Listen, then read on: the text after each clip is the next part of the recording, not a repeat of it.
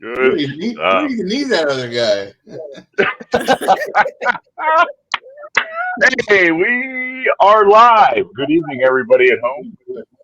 Live on Back in the Day. We've got a whole group of people here visiting tonight. We've got a couple new people tonight. So we got obviously Janie and Mike and myself towing up the line, and we got someone. Well, I hesitate to say a new guy because I've been listening to him talk with Mike for 5 minutes, and there's nothing new about these two guys. So we got John Hooper Nope. down on the bottom. So it's been 5 minutes, Hoopa! and they've been arguing like they've been married for 20 years. So I figure they know each other really well. So I think they're very good friends. What do you think, man? Oh, we go way back. We started off in high school, 1976 or so. Yeah. 26. And it hasn't stopped apparently. Nope. very cool. John was the That's first cool. person I knew that had a Betamax. Cool. And Oh, I remember wow. one day after school, we went over to his house, and you had taped this. Now, when you think about it, god awful like superhero special. Oh yeah. Like Adam West was Batman, Burt Ward was Robin, and the Flash would just go like that and then disappear. Yeah. Yeah, Yeah. I remember It that. it was the DCU before James Gunn. Yes. When it It was a was live action, wasn't it? It was live Mhm. action. Yeah. Yeah. Yeah, They I've seen it. they nailed the look, but the writing and the acting was god awful. Yeah. Oh, terrible, terrible. John also had a letter published in Howard the Duck comic books. No Sweet. kidding. Howard the Remember Duck that? was The things I remember. yeah. I can't tell you, I can't add Yeah. 2 and 2, but I can tell you. Huge Howard the Duck fan back in the day. After the movie came out, it was kind of Yeah, embarrassing. Yeah. Lucas took a beating for that one, didn't he? oh boy, yeah. As well You know he what's should. cool though is he showed back up. He showed back up at the end of that one Marvel movie. Mm-hmm. Mm-hmm. You know, Mm. wasn't there He long, but did. he showed up again. Was he in the Last Avengers? Yeah. Did Yeah, he show up and- when everybody assembled? In one of the group shots, yeah. It's not emphasized. You kind of got to freeze frame it, but he's there. Freeze Oh, frame yeah. it, yeah. Yeah. Nice. No kidding. Mhm. Wow. Well, as usual form, we always start by getting off track. That's okay.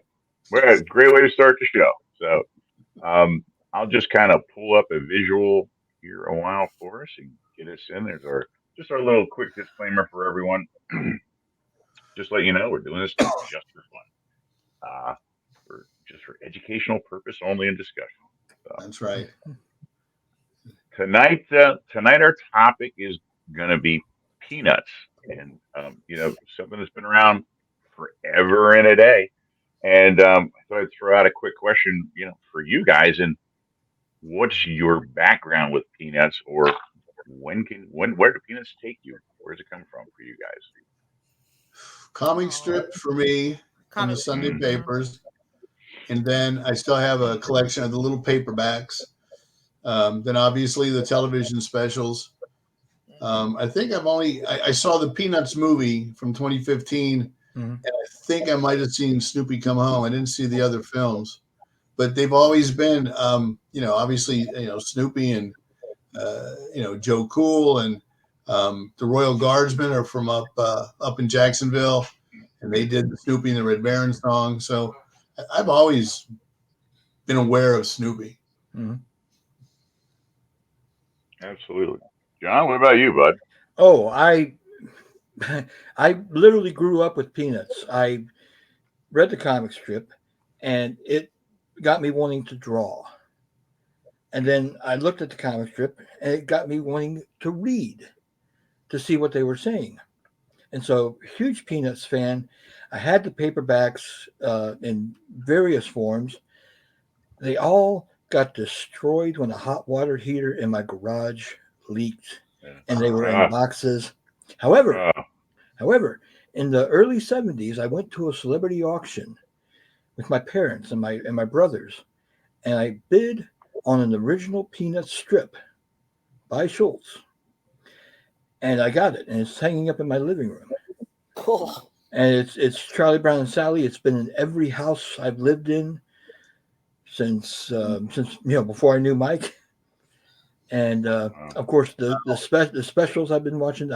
I saw Boy Named Charlie Brown, Snoopy Come Home in the theater when they came out, and the 2015 Peanuts movie. And I just a few months ago saw Race for Your Life and Bon Voyage on cable, which I'd never seen before. Ironically, I was in summer camp when Race for Your Life came out. So, but yeah, huge Peanuts fan. I think you can safely say, Oh yeah. oh yeah.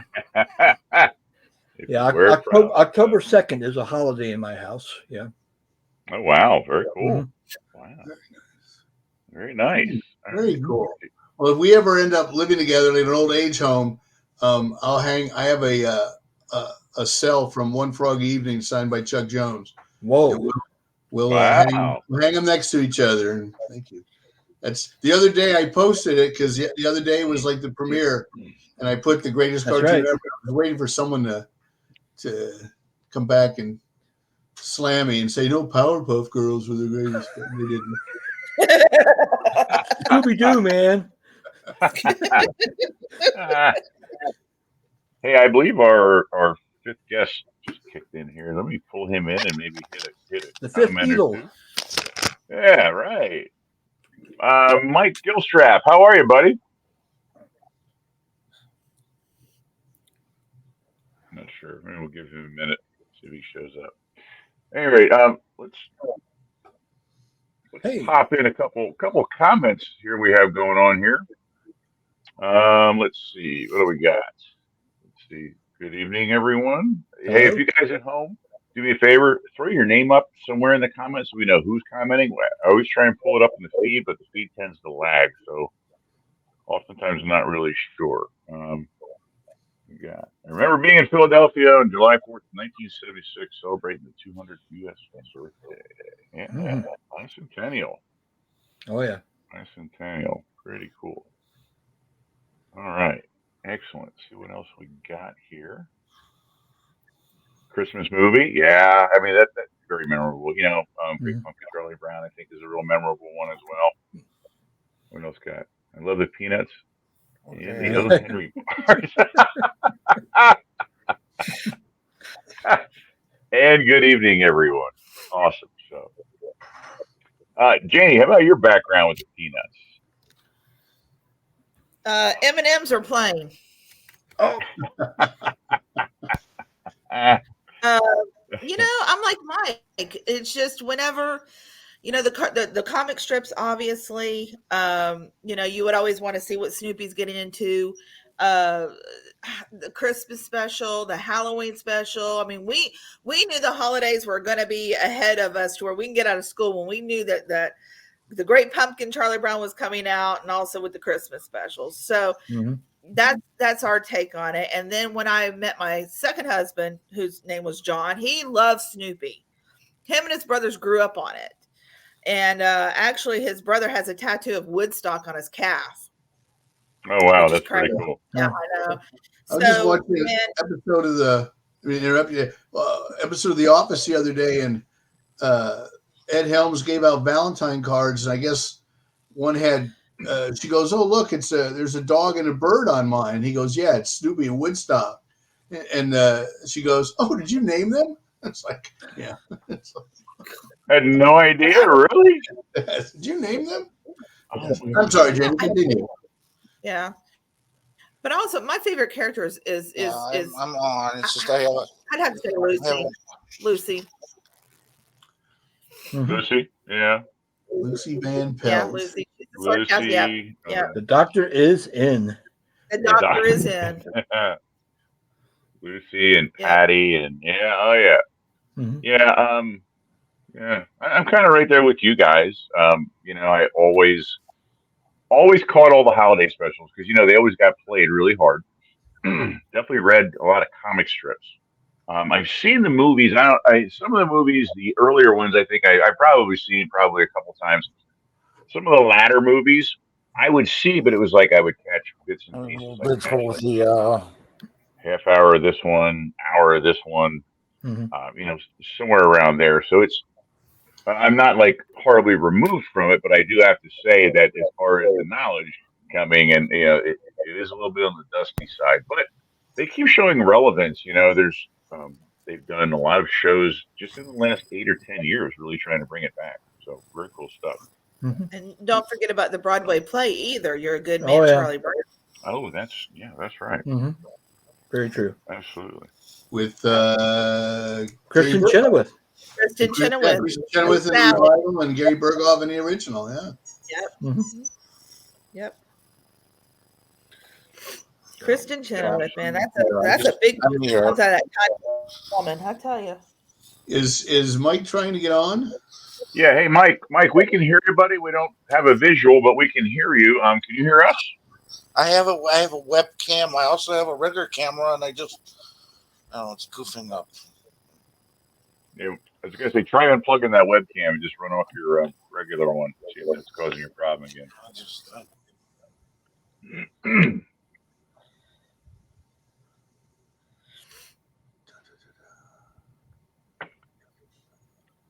Oh, So I thought we'd kind of get started. We'll just kind of hit some chat here until we get some things figured out with the first movie, Mhm. Boy Named Charlie Brown. Um, Boy Named Charlie Brown, I think for a lot of us, kind of really exposed us to Charlie and his, unfortunately, his entire situation, which is never a positive one. You know, the poor guy never has anything good going for him. I mean, he really doesn't. From losing the baseball game to Lucy and everyone else taking cheap shots at him. I mean, Mhm. he really just doesn't, and but yet carries through and perseveres to the point where you almost wonder how it's not more of a melancholy show. Like kids were Right. so attracted to it because when the movie came out, they weren't real happy with how they thought it was going to do, and it blew up and went crazy. So John, you're the expert here. What do you got on this guy? Boy named. Well, see, that's what makes Charlie Brown so relatable. Is that everything goes wrong for him, but he's lovable because he perseveres, and he doesn't give up. People genuinely like him, but they give him a hard time. But that's what makes him relatable. And A Boy Named Charlie Brown is when he actually starts to succeed. He wins one spelling bee, then another, and then the pressure mounts on him. The kids think he's gonna choke. They sing a song about him called "Failure Face," horrible song, but you know, it's just the underdog having his day, which I think Snoopy could relate to that. Yeah. Now, was this? I haven't seen this one. Was it in the comic strip where he's in the spelling bee and he gets the word maze, but he thinks Willie Mays and he spells it? No, that was a good arc, but it wasn't in there. Oh, okay. The I just remember that in an episode or a strip somewhere. Right, yeah, and he says maybe one day he'll meet Willie Mays and they'll have a big laugh about it. But the movie starts off with direct swipes from the comic strip where the kids are on the pitcher's mound looking up at the sky and saying what they see in the clouds. And Linus, of course, is very philosophical. I can see the sculpture Thomas Eakins. That reminds me of the stoning of Stephen, and I see the Apostle Paul standing to one side. And Charlie Brown goes, "Well, I was going to say I saw a ducky and a horsey, but I changed my mind." And so they do that. They do strips from the baseball game where Charlie Brown gets hit in the head with a line drive, and they're like, "Get a wet cloth," and Lucy's like, "A wet cloth? Get a bed sheet." And Charlie Brown goes, "I'm dying," and all I hear are insults. But then they move into an original story where Charlie Brown wins a school spelling bee, then a district spelling bee, and he goes all the way to New York City yeah, to form the national spelling bee. yeah.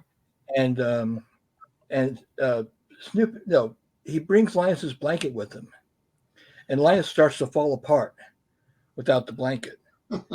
So he and Snoopy follow Charlie Brown to New York City to get the blanket back, and then the whole thing is about Charlie Brown and at the spelling bee. And spoiler alert, there's this really good musical number where they do the rule I before E except after C. And it's this big, catchy musical number. And so, Charlie Brown remembers that rule, but the word that he loses on is beagle. Oh, Yeah. wow. Yeah. The irony. They cut to Snoopy sitting in the stands going, and he spells it E-L instead of L-E. Oh, Oh, man. Yeah. So cool. So basically, like Rudolph the Red-Nosed Reindeer, this movie encourages bullying. I just, Oh, yeah. It kind of does. Pamela Ferdin, who was the voice of Lucy, the best voice of Lucy ever, she was an actress first and foremost, child actress. She said that they all felt terrible singing that song "Failure Face," but it was written in the movie, and it shows how mean they could be to Charlie Brown, just cruel, the way kids are cruel to each other sometimes. Yeah. Yeah. Yeah. Unfortunately, the brutal reality of that, and, but in a way, it's kids. It's kids and kids on the playground. Yeah. You always have the one kid that, whether you think you're intentionally being mean to him, you are. Mm-hmm. Did we lose Janie? Yeah. She stepped out. I've been trying to have a little bit of trying to throw a message over to Mike here and there. He popped out and back in. I still don't have any video or anything. So she had sent a message. So I think she might be trying to help him out a little to see if we can get him on board here. Cool. So okay, perfect. We'll see what happens. It'd be nice if we could. Yeah. Very cool. It'd be good if we can get him on here. Mm-hmm. Yeah, and I got to say, and I'm pretty sure I got this right, but one of my favorite, most iconic scenes was with Charlie Brown. I think that was from this movie. When he stands on the mound, the ball comes out and line drives at him, and it hits him so hard it knocks all his clothes off. Oh, yeah. To me, it was just, I will never. Oh yeah, he spins and everything comes off of him, and I will never forget that, because it's just kind of inflates the situation of the moment. It's pretty much probably what it feels like. Everything's been taken from him and from everything else. It's just just something that's always has stuck with me no matter what. And and like you said, a lot of the different parts of that movie were actually taken from pre-written comic strips, right? Mm-hmm. Oh yes, yeah. All right, Pat. Mm-hmm. Yeah. Much like the specials. I was gonna say, Charles Schultz, so he wrote the specials in the movies, right? Yes, he did. They're all from him. Okay, so or at the very least co-wrote them. Yeah. So at least he had input. It wasn't like some things just slap a name on it. All right, guys, want to hit the next one here? Let's go. Yeah, you bet. So the next one was Snoopy Comes Home, and this came out a couple of years later. I think the first two were pretty closely spaced, like early 70s. Mm-hmm. So Snoopy Come Home was more of a tie-in with Snoopy himself rather than just based around Charlie Brown, because basically Snoopy gets upset over, I think it was something like a no dogs allowed sign or something to that extent. No dogs allowed. And decides he's had enough. He's hitting the road, and it kind of turns into his own little personal journey. Well, the MacGuffin was that he gets a letter from a girl named Lila, and it just completely impacts him, and he packs up, and he leaves to see Lila. And I think the no dogs allowed plays a big factor in it, but it turns out that Lila was Snoopy's first owner when he was a puppy, but they had to take him back to the Daisy Hill Puppy Farm. Yes. Yeah, and that's where Charlie Brown met him. But he had to go see Lila because she was in the hospital, and so he went across country to see Lila. And of course, he ran into no dogs allowed everywhere he went, and one of the signs even said "and birds."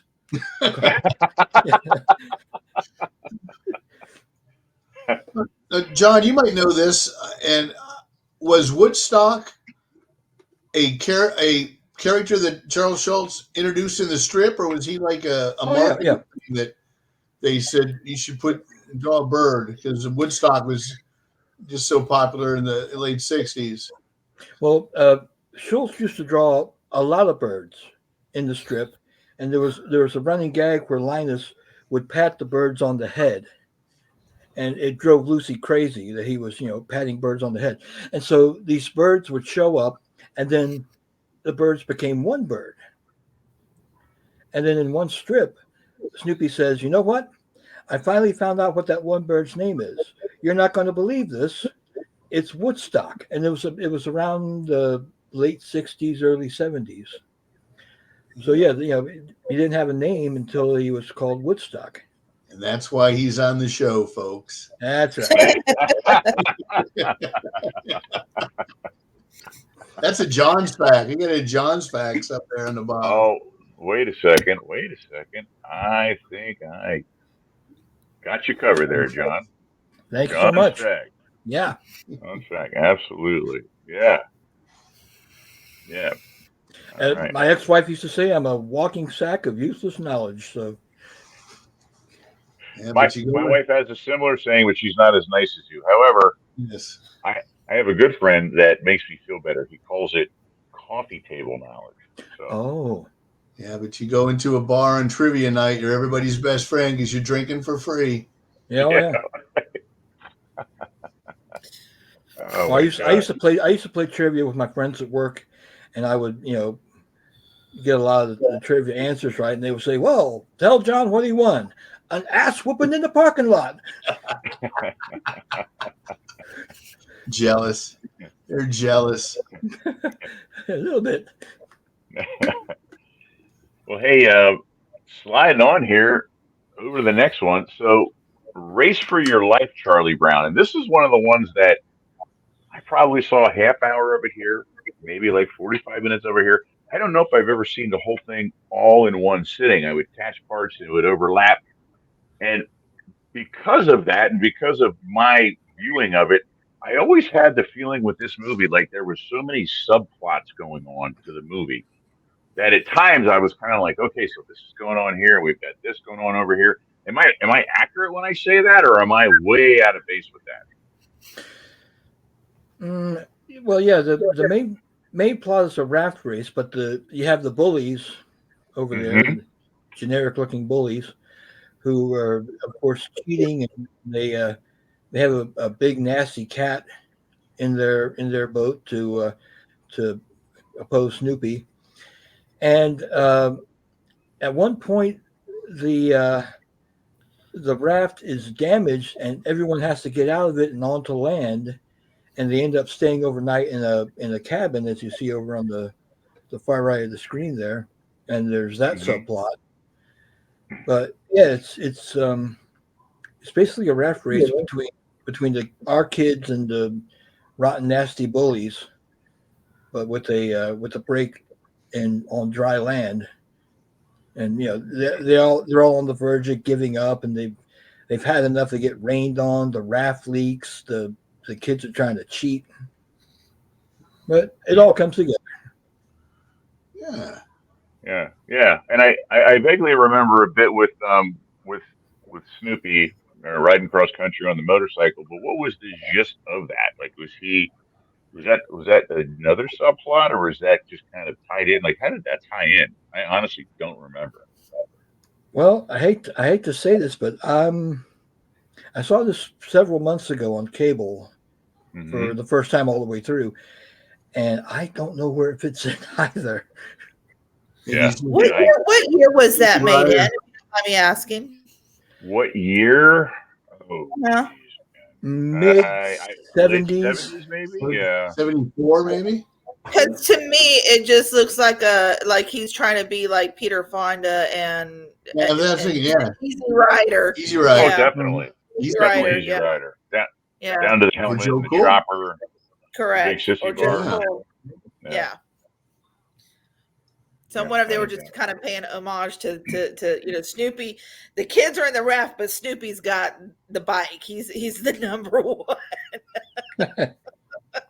Race for Your Life, Charlie Brown was 1971. Okay. 71. Okay. Right. So probably in production right when Easy Rider came out. So maybe they said, yeah, let's because it takes a year or two, I'm guessing back then at least, to do an animated film. Sure. Yeah. Very good, Jane. So it probably is a little homage. Little, Very tip cool. of the hat. Yeah. Mm-hmm. Very cool. Yeah, we got a couple comments kind of floating in here too. Yeah. So it's one of my favorite movies. So was there? That's James Scott. Yeah, yeah. And who was the voice of Charlie Brown? I'll let one of you guys handle that, but the background on the original voice is a very interesting story. Go ahead, John. I just remember Peter Robbins. Peter Robin. Yeah, Robbins. He was like the first one or one of the first ones, and oh boy, did he have a not easy adulthood. Yeah. Well, he had some mental issues, didn't he? Didn't he suffer Yeah. from mental instability? Yeah. I was telling Nate about the time he's in court and they sentence him. He's like, "I'm Charlie Brown." Yeah. Oh man. James said it's Yeah. Cool Rider, not to be Cool Rider. confused with Max Caulfield Easy and Rider. these two. There it is. See, Not to be confused with Easy Rider. That's right. Yeah.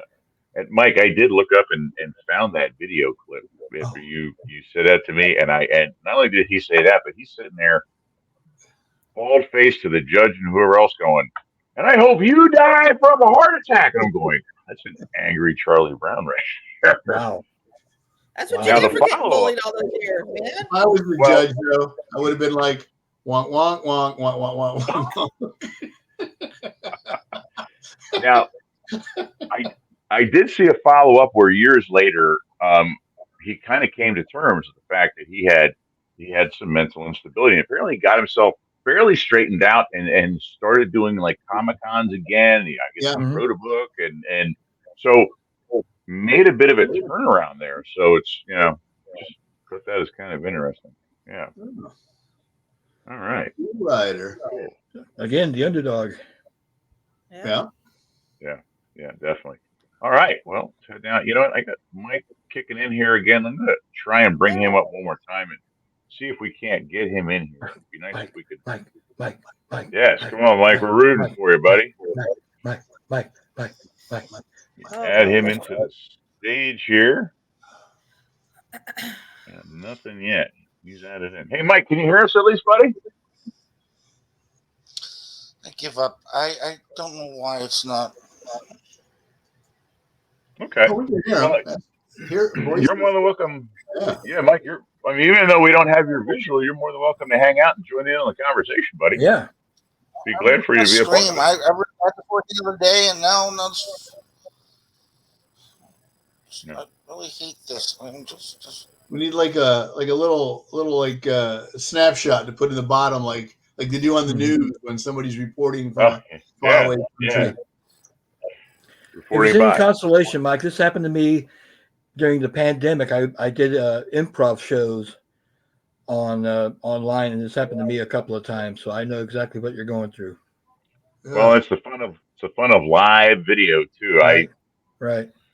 I know a couple of times I've been in the middle of doing something here, and lose internet or lost power the one night, and everything blacks out, and it's not a flattering thing because when it does that, you freeze to whatever you're doing in that last Oh yeah. blink of an eye, and that's how everyone looks at you for the next 5 minutes till you're back. Mm-hmm. So, or you kind of flicker and twitch like a Max Headroom kind of figure. Yeah. Was that Matt Frewer? Yes. Was that Matt Frewer? Yeah, sure was. Sure was. Yeah. Frewer's birthday. I didn't put him up on back in the day, but he was one of the ones that was eligible. I put up Patrick Cassidy because he's a Cassidy. Mm-hmm. Yeah. All right. So the next one was Bon Voyage, Charlie Brown, and Don't Come Back. And Don't Come Back. I mean, again, I'm still amazed at how demeaning and downtrodden some of the, not the context, but some of the, I don't know, almost the tone at times. But yet, I mean, we all sat and watched these things. So go ahead. You guys can jump right in. Well, again, I caught this one on cable a few months ago. I've never seen it before. Oddly enough, they did a follow-up to this movie with a half-hour special called "What Have We Learned, Charlie Brown," where Linus and Charlie Brown were still in France, and they talked about D-Day. Oh. Oh where wow. it was a half-hour special. They did some really innovative things with the animation in that special. They showed footage of D-Day in the background. I think I remember that. Yeah, exactly. Yeah, Exactly. I think I remember that. Yeah. So kind So- of not historic, but educational, because I've always Yeah. loved the fact that every time we talk about our Christmas specials and stuff, that a Charlie Brown Christmas is the only special that actually tells you why we have Christmas. Mhm. Christmas. And Yeah. the way you described that, that sounds like another little teaching point that Charles Schulz had, knew what he was doing, but he wanted it to be fun. He wanted to be entertaining, but he also wanted to teach. So Right, good. right. But yeah, this movie is Charlie Brown, Linus, Peppermint Patty, and Marcy go to France as part of an exchange student program, and there's this girl who has a connection, like her grandfather and Charlie Brown's father or grandfather were soldiers together in World War II. And Snoopy, as you can see in the corner of the illustration there, tries his hand at playing at Wimbledon. I remember that. Oh yeah, Yeah. and he would go to the French pubs and be like the World War II version of the Flying Ace, sitting at the table quaffing a root beer. Root beer. Oh yeah, yeah. In a German Stein, right? Exactly, yeah.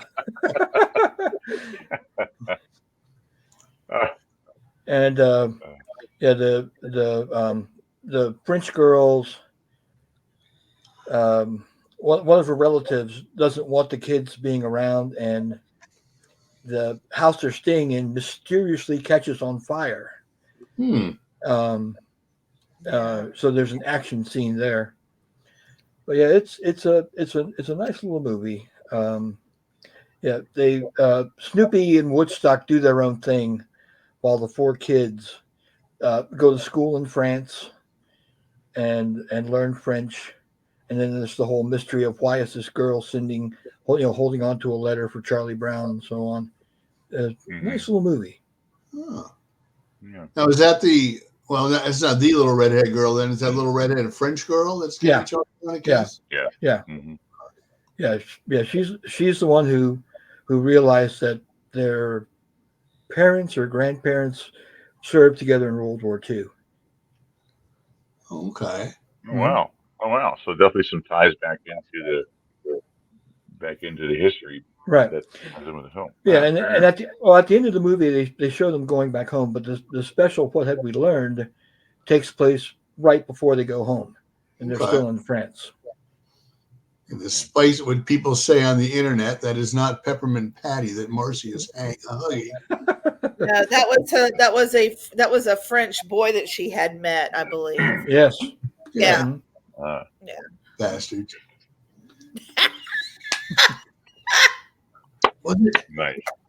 Years ago, when Charles Schulz died, they did the newspaper. I guess all the people that had strips did a tribute, a strip for them. Yep. And I remember it was the Boondocks that had. Oh wow.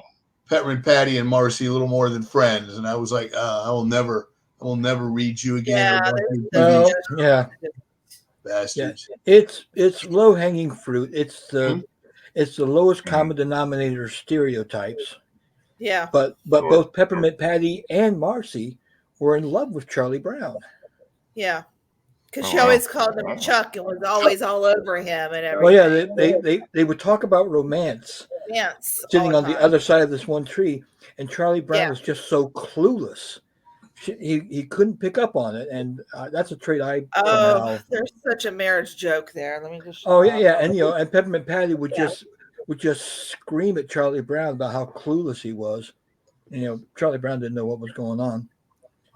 And hey, not to interrupt. I believe we have only a video on Mike. guys don't mind Do just we? dropping in on our conversation. Yeah. Mike, how are you, buddy? We're Hey, there's seeing you. Mike. There There he is.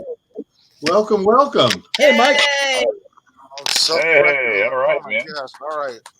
Woohoo. Better late than never, right? Welcome to the show. Looking good. Yeah. We're discussing the peanuts in France and other peanuts in Europe. Yes. Yes. Yep. Mhm. Yep. Absolutely. Now, is it popular? I got to see this movie on VHS first time way back when, in '84. Wow. Yeah. Is it popular in Europe? Is Peanuts, John? You might know more. Is Peanuts? I mean, it's huge, obviously here, but was it? I mean, I'm sure Snoopy is international, but were the strips popular? Mm. Yeah. They I had a. I still have it. You know, I ain't giving it up. I had a book, which several pages were devoted to peanut strips written in other languages. Oh, You know, one in Italian, one in French, one in Swedish. Wow. It was pretty impressive, and yeah, Snoopy, especially in the TV specials and movies, is universal because he doesn't speak in the movies. It's very Chaplin-esque. Hmm. How many languages? Well, like pretty Vin Diesel topical. being Groot. Yeah. Mhm. Pretty topical comment here. Yeah. You guys are talking about this. Is how many languages was the comic strip translated around the world? I would not have a clue outside of Europe. If I ever knew, I forgot. I'm going to say 73. 73. Good round number. Well, not a round number. Good number. Good figure. I'm not going to dispute any of the number that you guys throw out there right now because well, whoever it is, they're on their P's and Q's. We got an 25. answer of 25. Yeah, thank you. Hey, That's I didn't Victor. even get to Google. Jeez. That's Victor. Somebody's on it. Roll down, brother. That's right.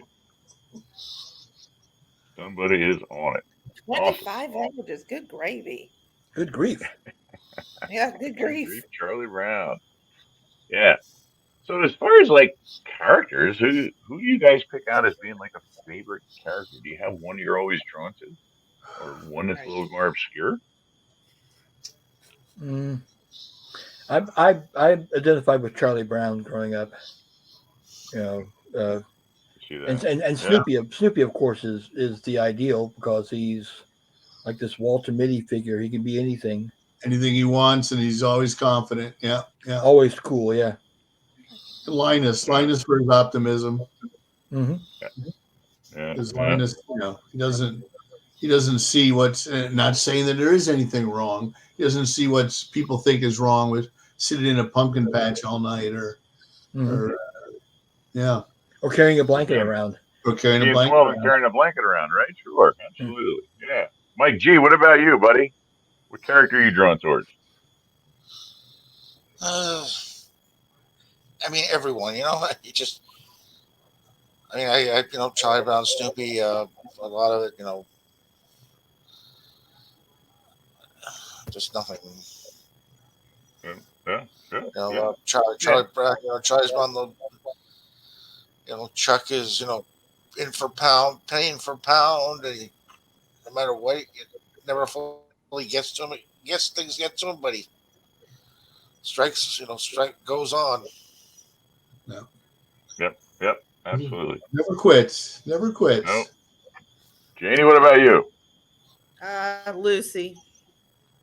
Mm-hmm. Okay. Lucy. And the reason why I say that, and because she always has the psychiatrist. Well, no, the psychiatrist is always in, and usually I'm the person that everybody comes to talk to. So I kind of like relate to that. My desk is on the corner, and you can find just about anybody in my office that wants to complain, bitch, moan, cry. They are right there. So I think tomorrow I'm going to put a sign up that says 5 cents. 5 cents. And there it is. And put it on my desk tomorrow. So now, when I was younger, maybe Frida, because I used to have naturally curly hair. So. Mm-hmm. Oh, okay, yeah. Yeah. I can vouch for that. Yeah. Thank you. Yeah. I've seen some pictures of Mike, long hair, playing the guitar in a band. Yeah, some military pictures, like chameleon there, Mike. A little bit of everything over here. Chameleon. Chameleon. Yes. My superhero name, the Chameleon. Yeah, there you go. Oh, nice. Nice. TV series and the movies. Been here in the UK Sure. continuously when I was a kid. When I was a kid. Yeah. Yeah. I will say though, I would not be as mean as Lucy though. Yeah. Only I agree kids and but that's it. Victor identified with Charlie Brown. James Scott said Pigpen. Pigpen. I was like Pigpen. Yeah. Yeah. Pigpen. And I remember Pigpen was nice to a everybody. great strip that I used anytime my grandkids want something off my plate, where Charlie Brown has a bag of lemon drops, and he goes, "Pigpen, would you like a lemon drop?" And he puts his hand in the sack, and the next 3 panels are just Russell, Russell, Russell, Russell, Russell, Russell, and then he finally takes one out, and Charlie Brown yells at him and makes him take every one that he touched, so he leaves a pile of lemon drops. But yeah. Mhm.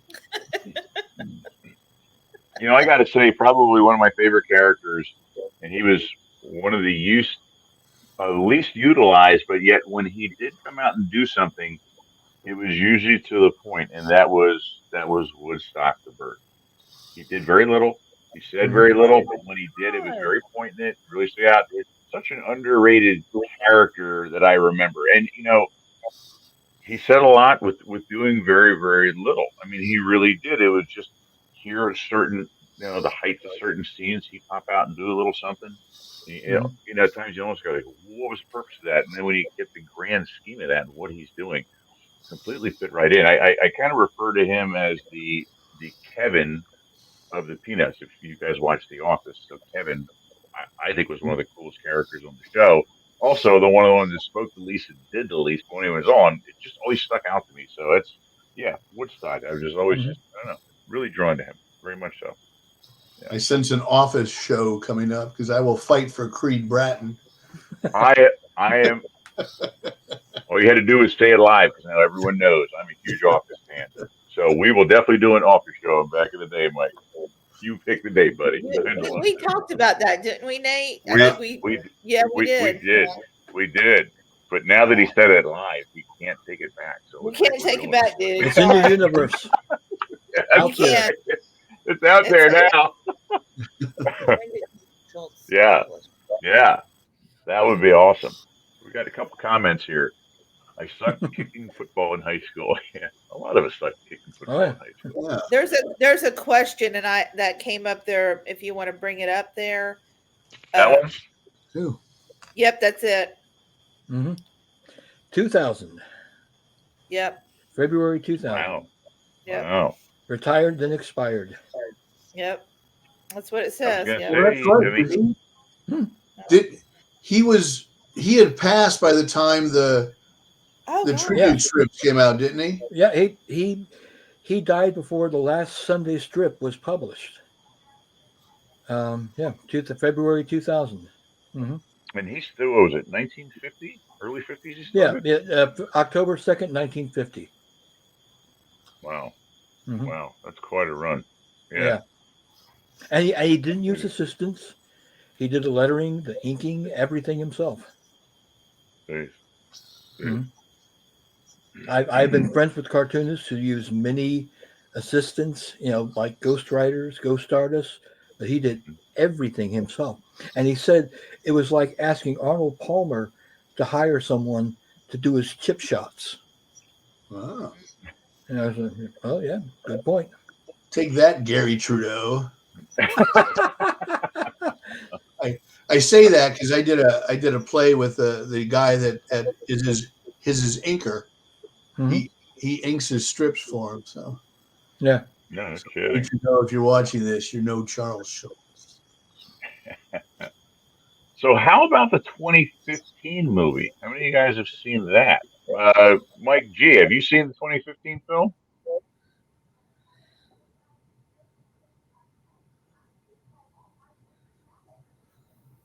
Anyone else? I caught it. I took my son to I took my son to go see it. Mhm. He was a kid coming up, and I was very hesitant about going to see it. And I was honestly very pleasantly surprised at how it was done and how well it was done. I really was. I don't know about you guys. Yeah, Oh, I haven't seen it. I haven't seen it. oh, gotta find it. yeah. Yeah. Basically, Okay, Yeah, that's my basically homework what for you the said. weekend. I took my twins to go see it, Yeah, and it's only the 2015 movie was the only one I saw in the movie theater. Actually, mhm. hmm Okay, that's my homework assignment then for the weekend. Because I yeah, was afraid that, I mean, I love the animation, but I was afraid going in that I wasn't going to love it because it wasn't what I was used to. sure. Mhm. Yeah, Yeah, yeah. yeah. It Yeah, was and very, very respectful to the source material. Very faithful. very Yeah, much. Yeah. and my kids loved it. Which they say kids today don't know who Charlie Brown is. Oh, my kids do. It And better. what I didn't realize is that spawned off a whole newer series of cartoons that is, I want to say, relevant up through like 2020, 2021. Hmm. Much newer series, and they try and to definitely keep some of that original characteristic in there, which is, I think is big. I think that's they hard tried to. to. Can you hear me, Go ahead, Mike. guys? Yeah. Yep, go ahead, bud. Yeah, I tried to say that I got to see the 2015 movie only in the theaters. All the other ones I saw on video. Hmm. Yeah, No. yeah, and I don't even know how well it did in the theaters, if it was a big hit or not. I want to say initially it seemed to do okay. Um, I don't know how heavy it hit. I do know that um, the contingency plan going into the movie was, I believe was it the son and the grandson kind of Yeah. had say over the movie, and they decided if it wasn't going to be true, or if they thought something was not okay, it would not make it in the movie, or the movie would have been scrapped. If I'm not mistaken with that. And Well, I well, thought you're right. that was I thought that was pretty interesting, because you don't have someone who's selling out over the fact of making money, someone who's is going to hold true to what the original was, and that, Right. I think that's pretty admirable these days. Yeah. I really do.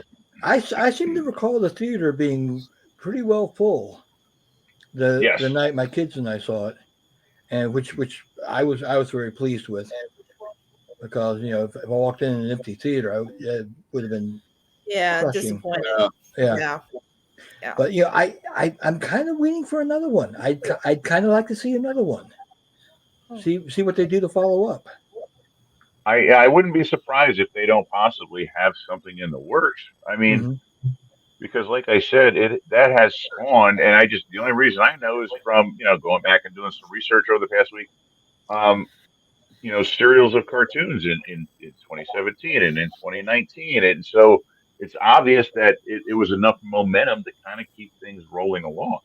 Hmm. So, where it stands now, I don't know. And I really think with the uncertainty of things now in general, with movies and with remakes and everything else, that it very well could pop up and show up in the next year. And, would simply wouldn't know. I mean, we're Hmm. definitely following that trend these days. I mean, we were just talking about The Office. I just saw that they're saying it's not completely official, but The American Office is getting a reboot.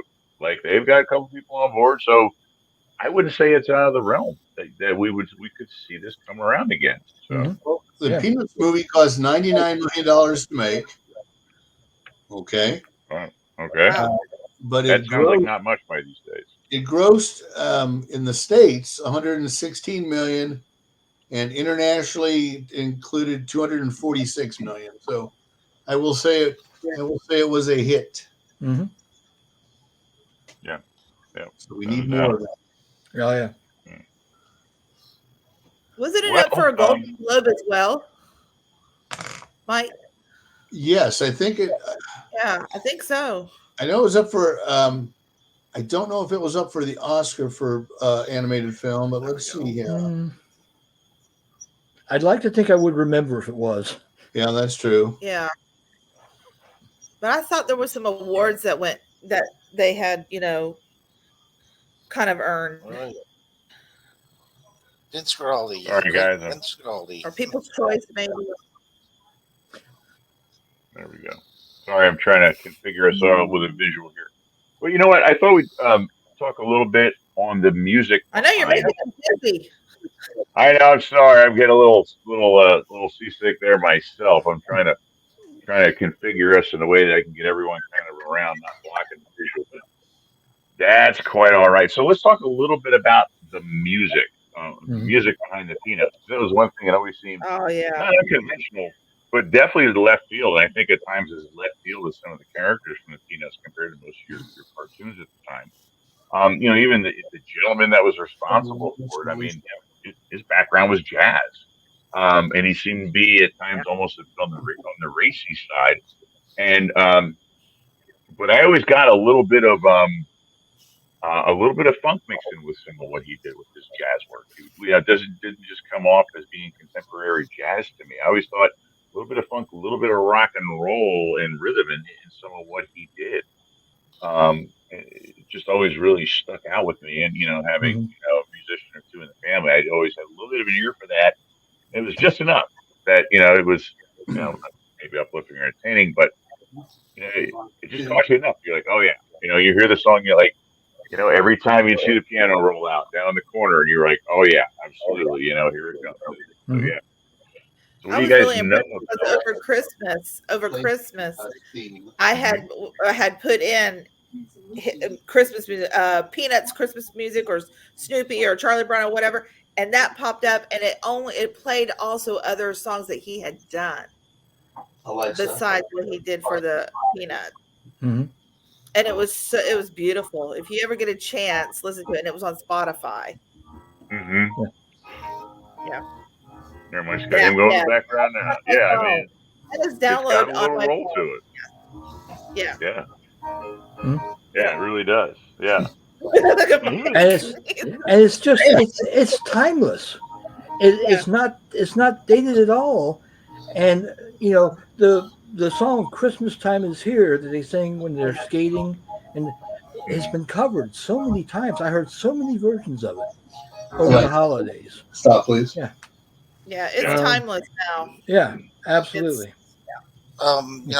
Before there was the Vince probably got they heard the the director or the writer or whatever.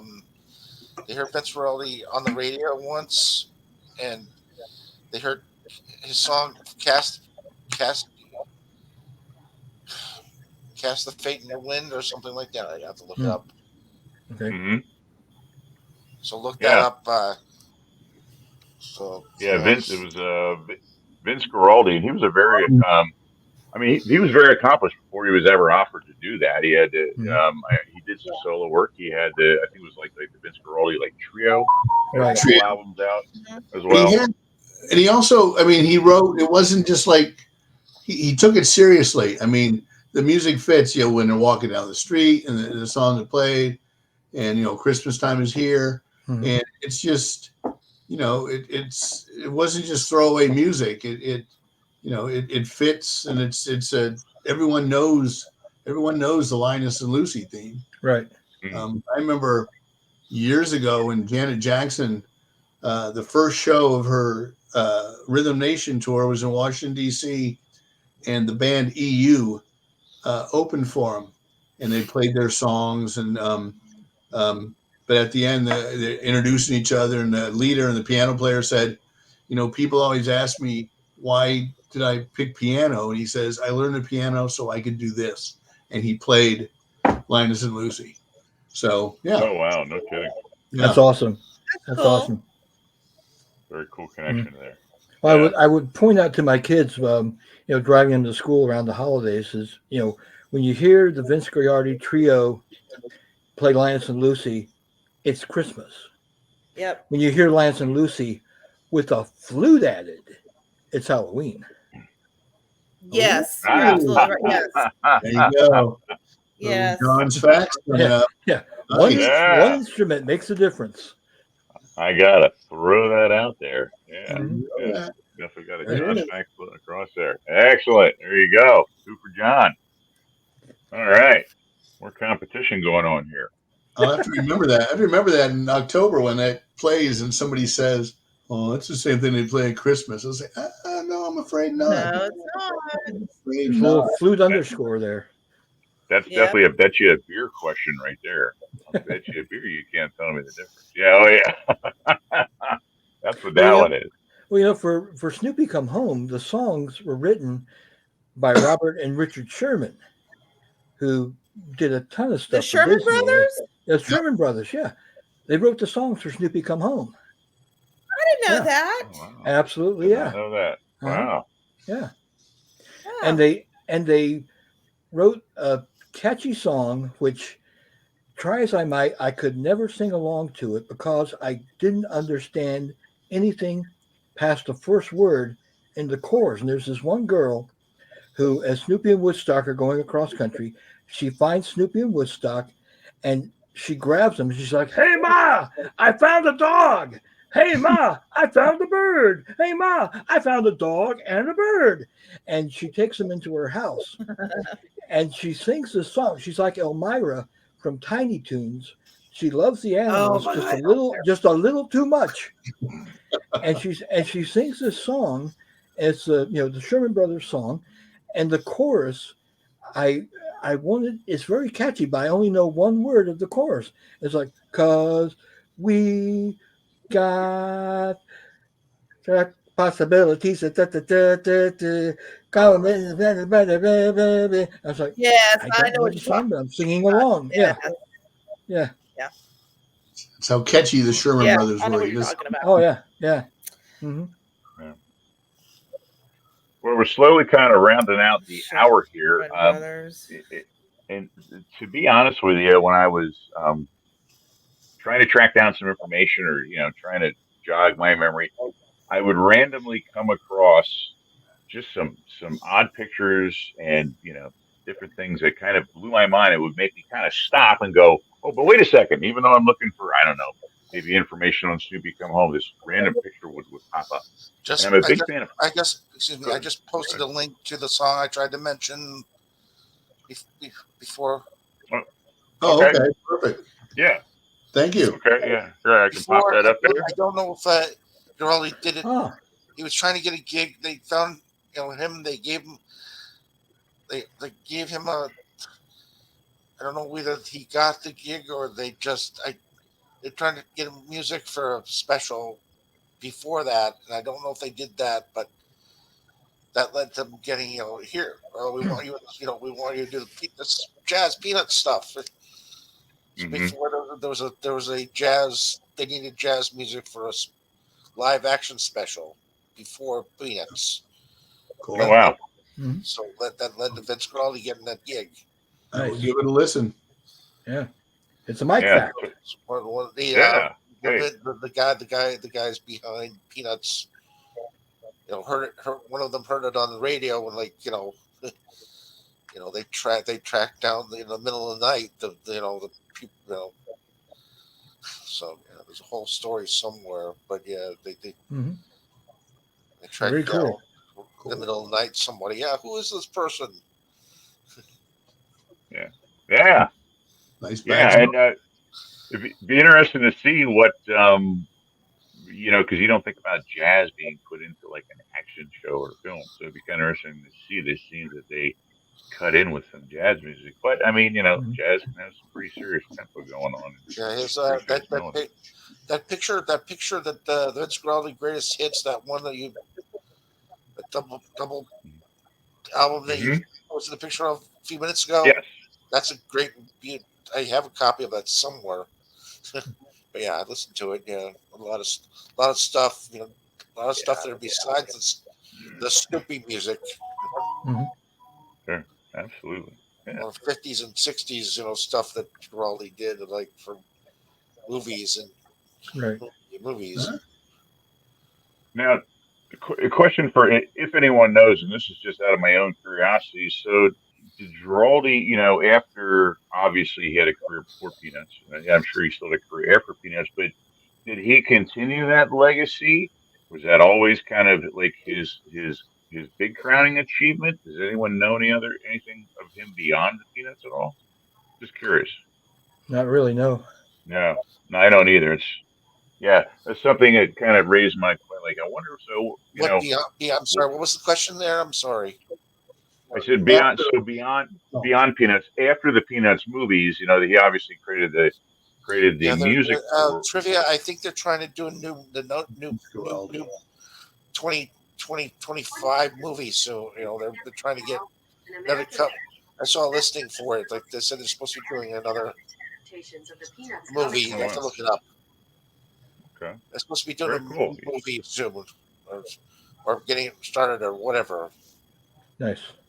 So we definitely have Just another one saw in the it. works. That's it. Yeah. Yeah, I mean, I saw ads or letters. I saw it randomly the other night. I'm like, okay. Yeah. also It's- known as Dr. Funk in the Italian Leprechaun. Yeah. Okay. That Well. sounds like a college nickname right there. Yeah. I have no words. I'm done. That sounds like something from the Christmas special, doesn't it? I thought he was actually going to see Dr. Teeth in the Electric Mayhem. Yes, But yes, okay, Jay, yes. so there it is. I thought the same thing, Jay. I thought the same thing. It was like, Dr. Teeth. That's awesome. Oh my gosh. all of a sudden, animal just came into my brain. Ah, Oh, Dr. Teeth and Animal, and then the bass player looks like the guitar player from the Doobie Brothers with the long mustache. oh, The Floyd. glasses, you know what I'm talking about? Floyd. Floyd Pepper. Yeah, Floyd, yes. Yes. Yeah. Oh my God. John, is it the Muppet movie where he says, after you're rich and famous, we can show up and exploit your wealth or something Yeah. like that? Yeah. I just Yeah. ruined the line. Yeah, that's pretty much Right. it. Yeah, Yeah. that's also the first film where Lucy tried to be the boss of Charlie Brown. There, I get 10%, 15, 20%. Oh, yeah. Charlie Brown. His agent, yeah. Well, that was a good show. I think when we sign off, we should all do the loo, loo, loo, loo, loo. Didn't even think about that. I guess next feed. I guess I have to work on getting come live beforehand because I mean I got it up, but geez. Yeah. Sure. Yeah. Same thing happened to me, Mike. Technology is not our friends. You did great, though, Mike. We're glad to have you. Yeah. Yeah. Mhm. Absolutely. Yeah. I'm glad we were able to get you on there. I would like to say a little bit more about Peanuts. Heck, maybe whatever. We'll figure it out one of these days. Yeah. Yeah. Sure. Yeah. Absolutely. We'll do it again. We can, Right. we can do part 2 and specifically on certain movies in just a couple months, maybe. Yeah. Yeah. Sure. Yeah.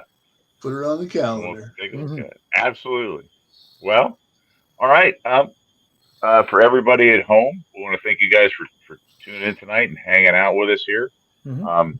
We'll be back again next week, same bad time, same bad channel. Everyone here that joined us tonight, so the usuals, Mike and Janie, and So, what's John. up next? Love. What's up next week? Next week is Jaws. Doing Jaws Jaws. next week. The question is, what is up next week? We're working on that one. Don't have the topic There it is. yet. We'll figure it out. I didn't mean to get offline, but all of a sudden there was like fire trucks outside my apartment. So there was like 5 of them. Wow. So I was like, okay, do I need to leave? That's what I was Oh, wow. Yeah. So, and I was like, do I leave the apartment or do I leave and go down there and help? So I didn't know. That's why I was off camera. Well, So that's okay. No big That's deal. understandable. No big deal. Definitely. Yeah. Definitely. Yeah. John, don't absolutely. live near an Applebee's. John, It'll thank screw you. you up. The You're fire like- department You're like comes. Tim So Conway. We're going to make you a regular. You're like Tim Well, thank Conway. you. Yeah. Anytime. Make you regular. Anytime. Mike, thank That'd you be great. again. And like I Yes, said, we'll Mike. definitely do a part 2. Yeah. I appreciate all you guys coming on. It's always nice when we have a group of people Mhm. because then it's not like Janie and I just looking at each other. So it always looks like that. And trust me, not that I'm the best looking of the group, but it's always nice to see new faces. oh, It's always I'm great not to see new either. faces. So hush it. Come on. Hush it. Doesn't matter. You and I text each other afterwards anyway, throwing insults. So it doesn't matter. I know. But it's a lot of fun to get some different Yeah. people and get some different opinions. I just love seeing that, and it's a lot of fun. Just No matter Get more out there, where so. you are in the world, if you're a fan, you're a fan, and we're glad that you were able to join us tonight, both of you. Yes. So thank you. yes, Mhm. absolutely, gentlemen. want to thank you for your time. And My lady. pleasure. My pleasure. And lady. yes, I'm yes. sorry, Jane. I thought I know. I'm like, I know. I hang out with the boys. What can I say? I'm all right. That's all right. Oh, it's Yeah. nice meeting Nate and Mike. I know Mike and Michael and Jay, but Nate and Mike, it's a pleasure meeting you both. Absolutely. Like Yeah. Mutual. And Mike Gilstrap, appreciate you coming out and hanging out with us tonight, buddy. All right. My cam finally worked. well, Yeah, we got you on for a while. Yeah, Got to see your face. I have a webcam on my camera. I thought it didn't work, but maybe it does. But I'm on a web. I'm an actual. This is a webcam that I Mhm. think Okay. now. Yep. You know what? I do telehealth all the time with my job because I'm a nurse. So it never works at a doctor's appointment. I don't expect for it to work with this. Technology is what it is, and we'll just have you on another time. Yeah, well, That's it. the thing Always is, welcome. the other day I had to talk to Nate, and eventually got through that. But I was talking to Micro Chef Tech, and I'm like, not a problem. Glad you could Yeah. make it. they work sometimes. Not a worry. Sometimes Micro Chef helps. Yeah. Yeah. Yep. It's like, okay. Well, all right, guys. Well, We're going to sign off and call it evening. Have yourself a wonderful night.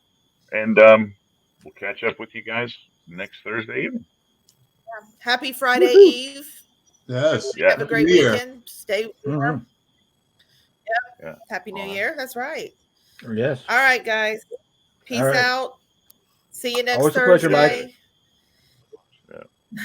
Yeah. Bye, guys.